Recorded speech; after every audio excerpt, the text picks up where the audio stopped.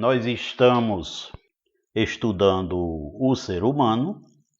Hoje é a segunda aula e nós vamos dar continuidade ao assunto iniciado na primeira, que é a perfeição do ser humano. Nós começamos a estudar o sentido da vida, entendemos que a vida humana vem de pessoas que são perfeitas e a gente vai hoje ver um pouco mais sobre a espécie e a perfeição das pessoas que criaram o ser humano. Isso é fundamental. Eu recebi essa direção assim do Espírito Santo porque, infelizmente, nas religiões as pessoas já estereotiparam as pessoas que creem no ser humano feito pelo Criador. As pessoas estereotiparam um ser humano imperfeito. Não, porque Adão é pecador, porque Adão pecou, porque...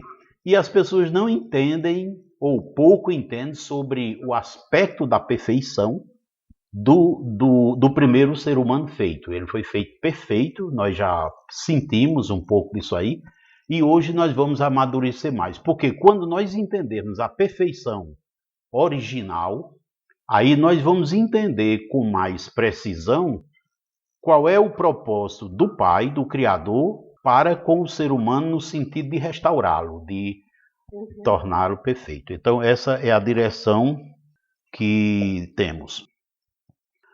Vale a pena a gente ver aqui a cronologia das coisas que compartilhamos. Tá vendo a tela, tá? Então nós vimos passado, presente e futuro, e no passado nós vimos que existe uma pessoa perfeita, Yahweh, que criou outra pessoa perfeita chamada Yahushua, que eles dois decidiram criar o mundo, criaram as aves, criaram os peixes, criaram os animais e, por último, criaram o ser humano. Então, essa trajetória, esses 1, 2, 3, 4, 5, 6, 7 eventos, esses 7 eventos marcam um passado que é muito longínquo, que não é de hoje, mas é apenas para a gente ter uma ideia da sequência das coisas. Hoje vamos ver algumas coisas relacionadas com o Criador, com Yahweh. Ele tem uma característica muito importante, é que ele é amor. Nós vamos em 1 de João, aquela epístolazinha que fica perto de Apocalipse, capítulo 4. Então, capítulo 4, nós vamos ler 2 versos, o 8 e o 16. No 8 está dizendo que ele é amor. Aqui é importante a gente considerar essa expressão, é amor. É diferente de que ele tem amor ou ele ama. A pessoa que ama, ela exercita o amor. A pessoa que tem amor, ela possui em si amor. Mas a pessoa que é amor é diferente. Então, ele não só tem amor, ele é. Então, a essência de Yahweh, o Criador, é amor. Aqui nós já começamos a perceber que o amor não é uma mera emoção, um sentimento ou um pensamento. Amor é uma realidade espiritual que emana, que se origina do Criador. E é por isso que ele, nos mandamentos e nos evangelhos, já depois que o seu filho veio, ele deixa como mandamento que amemos uns aos outros. Para quê? Para ser a imagem conforme a semelhança dele. Então, o ser humano é a imagem conforme a semelhança do Criador, porque foi feito com toda a capacidade para amar. É claro, nós vamos ver, o ser humano tem muitos limites, a própria carne, o corpo físico impõe limites ao ser humano para determinadas coisas, mas Yahweh não tem limites, ele é ilimitado e ele é a fonte de amor. Então, dos 7, 8 bilhões de pessoas que tem na face da Terra, se quiserem amar, a fonte é ele. E essa fonte nunca se esgota como o açude de abastecimento da cidade.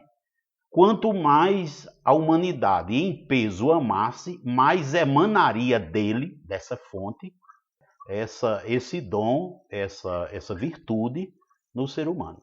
Então, Iarro é amor, e daí nós deduzimos que ele criou o ser humano para amar. E aí nós percebemos no verso 16 outras muitas lições importantes, onde ele, aquele que permanece no amor. Ora, Iarro é amor. Então, quem permanece em Iarro, Iarro permanece nele. Então, veja uma coisa importante aí. O que significa, então, permanecer em Iarro? Nós vamos ver mais adiante que quando o ser humano foi concebido para ser a imagem conforme a semelhança do Criador, do Pai e do Filho, o pai e o filho tinham um relacionamento muito íntimo, eles formavam como se diz assim, uma unidade inseparável, no sentido do relacionamento, e permanecer em Iarro é estar num relacionamento tão íntimo que nos torna sendo parte dele, como sendo a manifestação. Né? Então, de Iarro emana amor para o ser humano. Então, essa é a primeira característica do Criador que nós podemos perceber. E aqui já vamos perceber também que o filho dele, Yahushua, também possui essa característica. E o próprio filho diz, o pai ama o filho ama o pai. Então, ele em João 17,5, nós vimos, que ele diz, a glória que eu tinha contigo antes que houvesse mundo. Então, antes do mundo ser criado, eles já tinham um relacionamento de amor muito profundo. A segunda característica sobre Iarro é que ele é soberano. Algumas dessas características eu vou encaminhar para você as referências bíblicas, eu vou passar rapidamente, porque o propósito é a gente estudar o ser humano, não ele, mas soberana é uma pessoa que, para tomar decisão, não precisa pedir orientação, autorização de ninguém. Né? Vale a pena a gente ver aqui em Atos, vamos ver em Provérbios, é melhor. Provérbios 16. Vamos ler 2 versículos, que é o verso 1 e o verso 9. Então, ninguém pode dizer, eu faço. Ninguém. O próprio filho dele, que é tão perfeito, que a gente já tem noção aí, ele não se atreve, não usurpou o fato de ser a expressão exata para fazer a sua vontade. Ele chegou ao ponto de dizer, num momento de muita fome, ele chegou ao ponto de dizer que a minha comida consiste em fazer a vontade do Pai. E aqui a gente já percebe uma certa lição de submissão, reconhecimento, de reverência, de respeito à superioridade que o pai tem por ser pai. É digno de ser honrado. E isso é uma coisa muito importante porque a ciência, a mídia, as religiões confundiram essa ideia de soberania, Iarro é soberano, e até imprimiram na mente de muita gente de que Deus é ditador, de que Deus é muito duro, ele é muito rigoroso, ele é muito machista, ele é muito não sei o que mais. As escrituras são machistas, são uma série de coisas que não é isso que criaram. Infelizmente, líderes religiosos, líderes políticos, jornalistas, imprimiram na mente das pessoas uma coisa que não é a verdade. Então, ele é amor e ele é soberano. Iarro é amor, Iarro é soberano. Essa característica de ser soberano é que fez com que ele imprimisse no ser humano uma certa soberania, quando ele disse lá em Gênesis 1, 26, 28, você deve lembrar, ele disse assim, tenha ele domínio sobre os peixes do mar, sobre as aves dos céus, sobre o ar. Então, o ser humano já foi criado com um dote, com uma característica de soberania, entretanto submisso ao Criador. E essa soberania, ela se concretiza porque nas escrituras mostram que o Iarro, ele é único. Ele é a única pessoa que é exatamente igual a ele. E por que ele decidiu ser único? Porque se existissem, digamos, 3 pessoas exatamente iguais a ele, poderia ser que eu gostasse de uma dessas 3 e você gostasse da outra. E outra pessoa fizesse a opção por uma terceira. Então, para não nos ver divididos, ele decidiu ser único, soberano e ser único, porque todas as pessoas só têm uma pessoa para gostar, que é dele, de mais ninguém. Então, ele não vai ser causa nem motivo de divisão entre as pessoas pela sua característica como pessoa. Essa confirmação a gente vê nós vamos ver agora mais 2 versículos, só um. 2 Coríntios, depois da carta aos Romanos, aí vem 1 aos Coríntios, depois vem 2 aos Coríntios. Os Evangelhos, Romanos, aí depois vem 2 aos Coríntios. Pronto, 2 aos Coríntios, capítulo 3, e no verso 5. Leia a partir do 4, fica melhor. Na minha está dizendo assim: a nossa suficiência vem de Yahvé. Suficiência é tudo o que eu preciso. Se é ensino, só Ele pode me dar. Se é livramento, só Ele pode me dar. Porque Ele fez tudo para a glória dEle, para que Ele possa usar de misericórdia para com todos. E Ele se exercite na sua soberania. Ele deu também uma porção dessa soberania. Ele estabeleceu que o filho dele também tivesse essa qualidade. Quando ele diz nas escrituras que em Mateus 28, 18, não vou ler, mas vou passar para você, o filho quando ressuscitou, ele diz assim: todo o poder me foi dado no céu e na terra. Quer dizer, depois que ele concluiu a obra da cruz, a obra do Calvário, então ele passou a receber um poder. Porque venceu a morte, venceu o autor da morte, então a partir dali todo o poder foi dado a ele. No Evangelho de João também tem algo, voltando aí no Evangelho de João, tem algo muito importante, onde ele também expressa isso aí. Evangelho de João, capítulo 15. Vamos ler o verso 5 só. Na minha diz assim: porque sem mim nada podeis fazer. Então, sem o nosso Salvador, por isso ele é Salvador, porque como a nossa suficiência vem do Pai, e ele é o único mediador entre o Pai e os homens, então a ele é dado, vamos chamá-lo assim de chefe de gabinete, né? O prefeito é um chefe de gabinete, o presidente é um chefe de gabinete, né? Então ele é o chefe de gabinete das coisas celestiais. Sendo que ele nos constitui, nos dá cargo para exercer esse governo na terra. Nós vamos ver mais adiante isso aí. Porque, lembrando, lá em Gênesis ele diz: dominai sobre os peixes do mar, então, sobre tudo isso aí, ele constituiu um modelo de governo para o ser humano exercitar, mas não esse modelo de governo que os homens constituíram, né? Como presidencialismo, parlamentarismo, comunismo, não sei o que, democracia. Isso está tudo fora do modelo de governo que ele estabeleceu, porque o modelo de governo que ele mandou é o Evangelho, e o Evangelho não tem essa característica. Muito bem, então já vimos que ele é único, ele é soberano, ele é amor. Essas 4 características, único, soberano, amor, somente ele tem, com exceção de amor. O filho não é soberano, o filho dele não é soberano, e o filho dele não é o único. Então percebe que já existem pessoas de mais primazia do que outras no reino espiritual, onde todo o comando, todo o governo, todo o poder está nas mãos de Yahvé, o Criador. E Yahweh distribuiu com seu filho veio aqui e distribuiu com os homens, para que o reino dos céus se manifeste na terra através dessa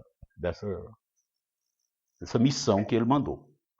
Tem outros atributos, como Yahweh é onipotente, ele é onisciente, ele é onipresente, ele é justo, eterno, santo, perfeito, autoexistente. E tem uma coisa que eu acho que nós não podemos deixar de ver, que é em Hebreus 12, capítulo 12, verso 9. Então, quem é Yahweh? Pai de quem? Pai de quem aí está dito? Ele é pai de quem?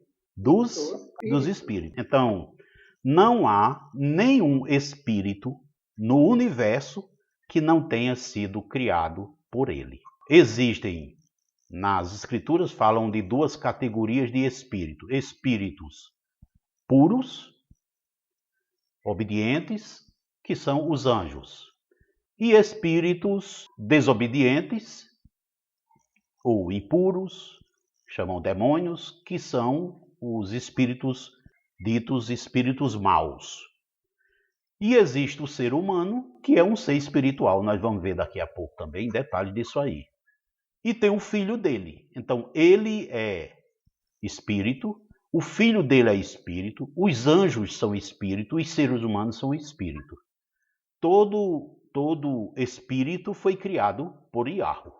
Então, ele é pai de todos os seres espirituais. Isso é muito importante. Ok, muito bem. Aí, eu acredito que aí já dá para a gente ver que ele, além de ser superior, ele é radicalmente diferente de nós e tem semelhanças com o seu filho.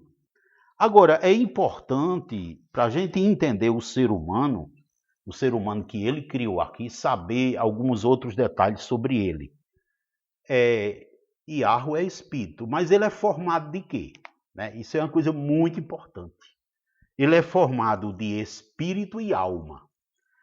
Nós vamos ver aqui em João, o Evangelho de João, eu vou ler um versículo. Aliás, é melhor nós lermos todos, porque fica completa a mensagem. Evangelho de João, capítulo 4, o verso 4. Então, aqui duas lições. Primeiro, ele é espírito. Então, existe uma coisa que eu não sei se você já percebeu, que o Yahweh é uma pessoa, Yahushua é uma pessoa, o ser humano é uma pessoa, um demônio é uma pessoa. O que é uma pessoa? É todo ser que pensa, que tem inteligência, que toma decisão, são pessoas. Então existem as pessoas celestiais, as pessoas terrenas, mas são todas pessoas. Então a gente percebe aí que a pessoa de Yahweh é composta de espírito. Espírito, então ele é um espírito, ele é espírito. A gente viu, ele é amor, a essência dele é amor. E ele é espírito. A gente não pode ver um espírito porque ele é imaterial, mas à medida que a gente foi estudando o ser humano, a gente vai entendendo, porque a palavra fala de algumas características dele que nos faz ver a semelhança entre ele e nós com mais clareza, porque nós fomos feitos para ser a imagem conforme a semelhança dele. Então, foi essa uma revelação que nós recebemos, de que para entender as coisas celestiais, estudando as terrenas, nós vamos entender as espirituais. Porque o ser humano, ele é tão perfeito, ele é tão bem dotado, que se nós conhecermos ele, vamos conhecer quem o criou, vamos conhecer as coisas celestiais. Então, existe uma coisa em Yahweh que é a base, o fundamento, a essência dele, que é espírito. Mas também ele tem uma outra composição. Eu agora quero ver com você Mateus. Mateus, nós vamos ver 3 versículos. Mateus, no capítulo 3, o verso 17. Então, é o pai, Yahweh, falando a respeito do filho Yahushua. E aqui ele fala de um fenômeno que aconteceu nele, que é se comprazer. Ele diz, em quem me comprazo. Então, se comprazer é ter prazer com. Né? Então, prazer é um sentimento que não é no espírito que acontece. Isso é uma novidade muito interessante, que fica bem esclarecida no capítulo 12 de Mateus ainda. No capítulo 12, no verso 18. No qual minha alma se compraz. Observe que Iarro está falando aqui de novo a respeito do filho dele. E agora ele traz uma novidade para a gente. Ele está dizendo, minha alma. Ele é espírito e tem uma alma, percebe? Então, a minha alma se compraz. Em quem? No meu filho. Este é o meu filho amado, em quem a minha alma se compraz. Então, note que Iarro é espírito, mas possui alma. E por que nós precisamos saber disso? Para saber entender o que é o ser humano de uma forma mais clara. Se você for ver agora no capítulo 17, ele completa mais ainda esse ensino, Mateus 17, e no verso 5, já tem uma novidade. Além de a alma dele ter prazer no filho, ele deixa uma lição para a gente. Ouvir a ele, faz o que ele manda, escuta o que ele fala, obedece a ele ouvir. Então, o pai está mandando aqui nós seguirmos o filho, mas a lição que eu quero enfatizar aqui é o fato de que este é o meu filho amado. Então, Iarro é amor, ama o filho. O comportamento do filho agrada o pai. Né? Então, ele confirma que tem uma alma. O que é a alma, então? O que é a alma, então? O espírito e a alma. O espírito, ele diz, a minha alma. Existem muitas passagens nas escrituras onde ele fala a minha alma. E o que nós percebemos? O espírito afirma que possui uma alma. A alma é onde acontecem os pensamentos dele, as decisões, as emoções. E a alma, a gente percebe aí que ela é uma coisa possuída. Por quem? Pelo espírito. Minha alma, quando eu digo assim, o meu lápis, né? Minha caneta. A caneta é a coisa possuída, eu a possuo. Então, existe mais primazia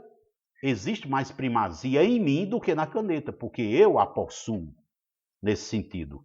Então, o espírito de Iarro é superior em importância e governo à sua alma. Quando ele diz que a minha alma se compraz, ele está dizendo que eu tenho algo em mim que se manifesta dessa forma. Eu sou espírito e em mim há algo, algum comportamento, algum fenômeno que eu chamo de minha alma. Isso é muito importante, muito importante. Aí no Evangelho de Marcos, vamos ver Marcos 1, agora depois do Evangelho de Mateus, nós vamos ver o Evangelho de Marcos logo no capítulo 1. Capítulo 1 e o verso 11. Em outras versões diz, em ti a minha alma se compraz. Então nota que é uma voz de cima. Nos outros versículos, Iarro estava falando para as pessoas que estavam presentes ali. Mas desta vez, ele está falando para o próprio filho. Tu, ó, em ti eu me comprazo. Minha alma se compraz. Pronto. Então, aqui a gente, digamos assim, nós caracterizamos o pai como sendo um espírito que possui uma alma. Possui uma alma.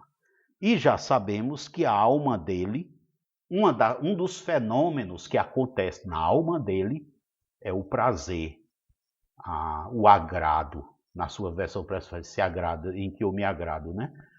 Na minha é se compraz, se comprazer, é ter prazer. Então, um dos fenômenos que acontece na alma é esse prazer. Outro fenômeno que acontece na alma é a vontade, as vontades.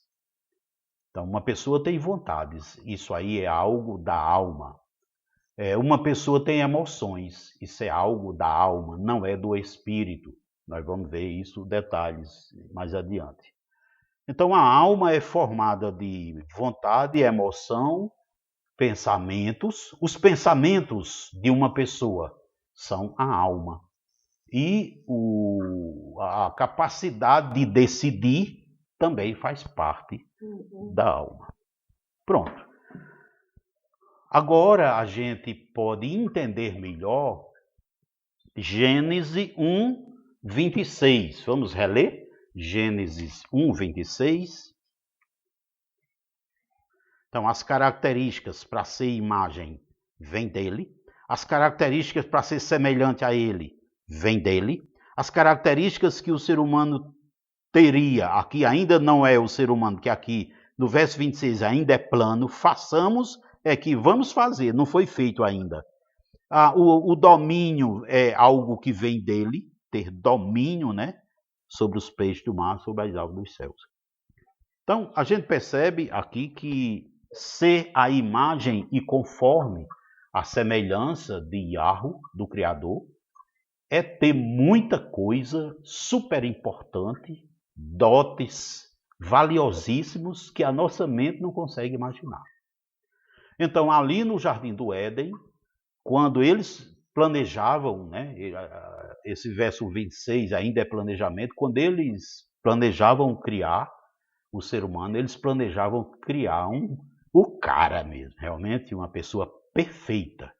Então, o ser humano foi feito para ser perfeito. Ele não foi feito para ser imperfeito. Ele foi feito para ser perfeito. Houve atropelos aí que não cabe a nós julgarmos, mas devemos conhecer. E essas coisas que aconteceram, nós vamos ver por que aconteceram e como fazer para resolver. Então, qual é a missão do ser humano? Nós vemos, eu acredito que você lembra, que o ser humano foi feito para ser morada dele na Terra. E a Terra estando cheia de seres humanos perfeitos, então ele estaria habitando na Terra nesses seres humanos. Ele não estaria num templo, numa igreja, ele estaria nos seres humanos, morando nos seres humanos, realizando a sua vontade, manifestando seu poder através dos seres humanos. Pois bem, e agora, esse ser humano é que a gente vai estudar. Esse ser humano foi feito para ser como ele. A gente já viu que ele é espírito e possui alma. Vamos então ver no capítulo 2 de Gênesis a formação do ser humano. Vamos ler o verso 7 e o 8. A minha versão diz assim: então formou Yahweh, o Criador, ao homem do pó da terra, e lhe soprou nas narinas o fôlego de vida, e o homem passou a ser alma vivente. Aqui a gente precisa entender a composição do ser humano em 3 dimensões. A primeira dimensão é a dimensão física. Então, Yahweh, o Criador, fez ao homem do pó da terra. Ele fez, não foi um boneco de barro, como muita gente diz, ele fez o homem do pó da terra. A parte material. Depois, note que ele soprou nas narinas o fôlego de vida. Soprou nas narinas. Então, as narinas já existiam quando ele soprou. Portanto, o corpo foi feito primeiro. O corpo foi feito primeiro. E quando ele soprou nas narinas, aquele ser passou a ser alma vivente. Alma que vive, vamos entender assim. Alma que vive. Mas o que é então a vida, né? A vida. Nós podemos segurar aqui em Gênesis, nós vamos voltar, mas vamos lá em Tiago, capítulo 2, e no verso 26. Na minha diz assim, ó: porque assim como o corpo sem espírito é morto, Assim também a fé sem obra é morta. Qual é a conclusão que a gente chega aqui? Que a vida é o espírito. Olha, o corpo sem o espírito está morto. O corpo sem o espírito está morto. Então a vida, de fato, não é o que a biologia diz que é vida. A vida é o espírito. A vida não é material, não se manifesta materialmente. A vida, a sua essência, ela é uma manifestação de uma realidade espiritual. Então, voltando agora para Gênesis 2, para a gente entender o verso 7. Então, o homem passou a ser alma vivente. Bom, alma vivente quer dizer uma alma que tem espírito. Por quê? Porque o espírito é a vida. Alma vivente. Então ele passou a ser alma vivente. Aqui nós podemos entender uma coisa, eu acho que eu já posso dar um pulo aqui, já mais avançado. Sabe que o nosso cérebro é um circuito, não é isso? O cérebro humano é um circuito. Tem as sinapses, que faz lá aquelas comunicações todas, mas a gente sabe, né, nem precisa ser versado nas escrituras, que os pensamentos de uma pessoa acontecem no cérebro. Ele precisa do cérebro para acontecer. As emoções de uma pessoa precisam do cérebro para acontecer. Porque tem o comando de produção de hormônio, de adrenalina, não sei o que, e tudo isso está no cérebro, tudo isso está no sistema operacional, né, do ser humano. A vontade de uma pessoa é algo que emana, que se manifesta no cérebro. Embora surja, se manifeste em outras partes do corpo, mas é o cérebro que está no comando, né, da vontade, da emoção. Os pensamentos e a decisão de uma pessoa, ela acontece no cérebro também. É no cérebro que a pessoa toma a decisão. Se a pessoa estudar ciências, como é que chama? Neurociências, vai ver que a formação do pensamento acontece no cérebro com manifestações químicas, elétricas, etc, etc. Então, por exemplo, uma criancinha, ela é novinha, ela não tem ideia do que é uma brasa de fogo, né, ela está engateando e tem lá na frente uma brasa de fogo bem grande, volumoso assim. Ela não tem conhecimento, chega e bota a mãozinha. Quando ela bota a mãozinha, o sistema nervoso central dá um comando por ter havido por queimar as células. O sistema nervoso central dá um comando para ela encolher o braço, dá outro comando para ela gritar, chorar, e dá um comando para ela não botar mais o braço ali. Então, a partir daquele instante, já fica um comando, aí é a formação do pensamento, já fica no cérebro dela uma informação. Olha, se for vermelho e quente, não chegue nem perto. Então, eu estou falando da formação do ser humano, da formação do pensamento humano que acontece no cérebro. Olha, o cérebro não é o espírito. O cérebro não é o espírito. E ele fala aqui, soprou nas narinas o fôlego de vida e o homem passou a ser alma vivente. Então, esse fôlego não é o ar que respiramos. Tem muita gente entendendo isso aqui equivocado, pelo fato de dizer que soprou nas narinas o fôlego de vida. Isso não é verdade pelo seguinte, porque uma criança, quando ela nasce, a primeira vez que ela respira com os próprios pulmões é depois que ela sai de dentro da mãe. O médico às vezes dá até um chilapezinho assim para ela poder inspirar, respirar, para poder exercitar o bombear do pulmão. Então o fôlego é algo, o fôlego, o ar, respirar o ar, não é do que se trata esse versículo. Esse fôlego é o espírito. Nós vamos ver mais adiante. Esse fôlego é o espírito. Então, no verso 7 diz assim: então formou o Criador Pronto, então no verso 7 diz: Então formou o Criador Iarro ao homem do pó da terra, e lhe soprou o espírito, e esse homem passou a viver, passou a ser alma vivente. Então, foi o espírito que emanou de Iarro, que fez aquele ser humano ter vida, porque Tiago diz que o corpo sem espírito está morto. Então, o corpo feito de barro, ele não tinha vida. Quando Iarro soprou, a vida entrou nele. E a vida diz lá que é o espírito.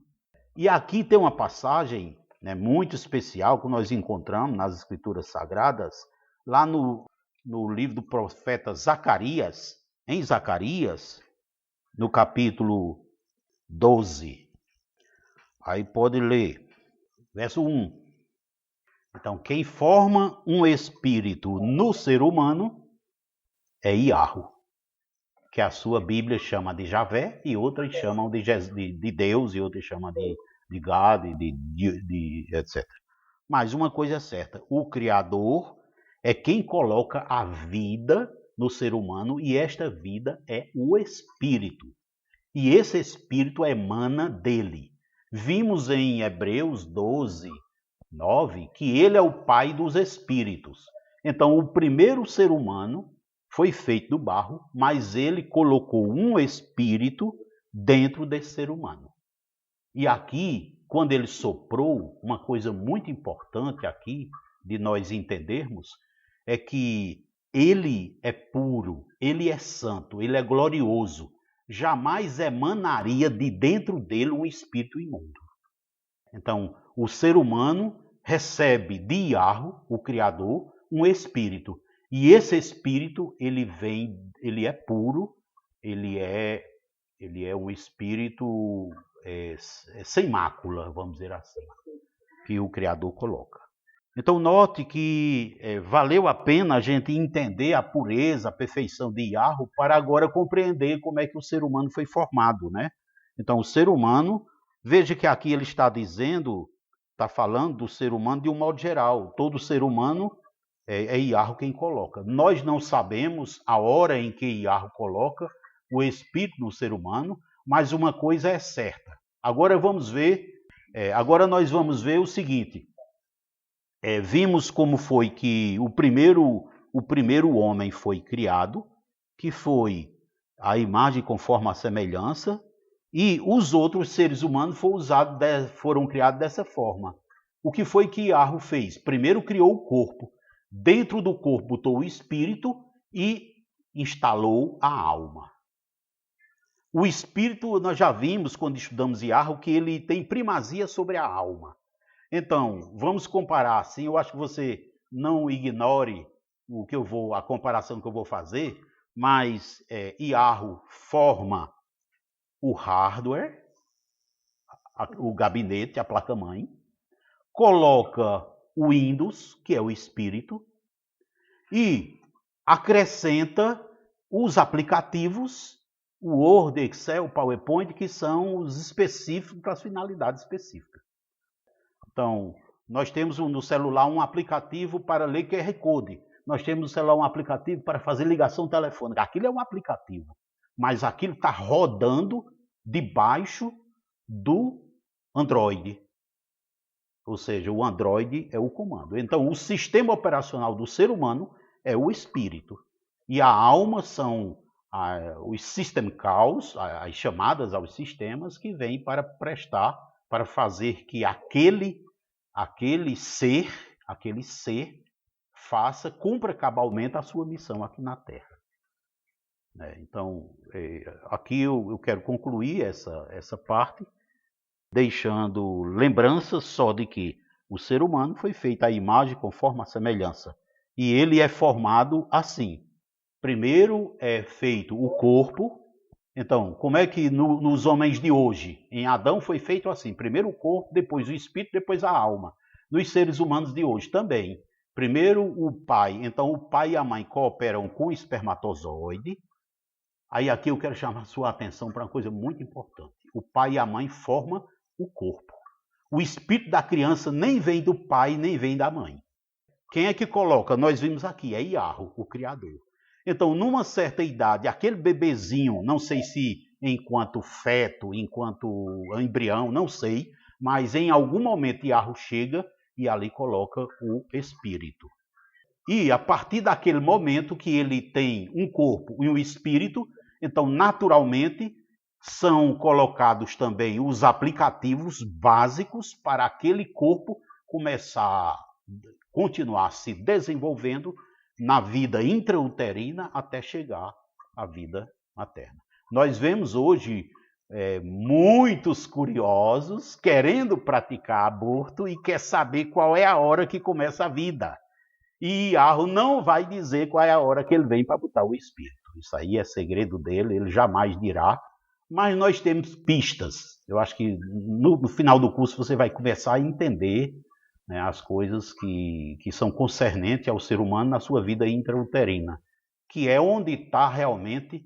Existem psicólogos, sociólogos, né, que dizem que o adulto de hoje é fruto de uma criança de ontem. Mas isso não é verdade. É que a criança é fruto de um bebê que esteve na barriga e é onde tudo se instala, tudo se configura, é onde tudo é feito para poder ele vir ao mundo e ter vida aqui.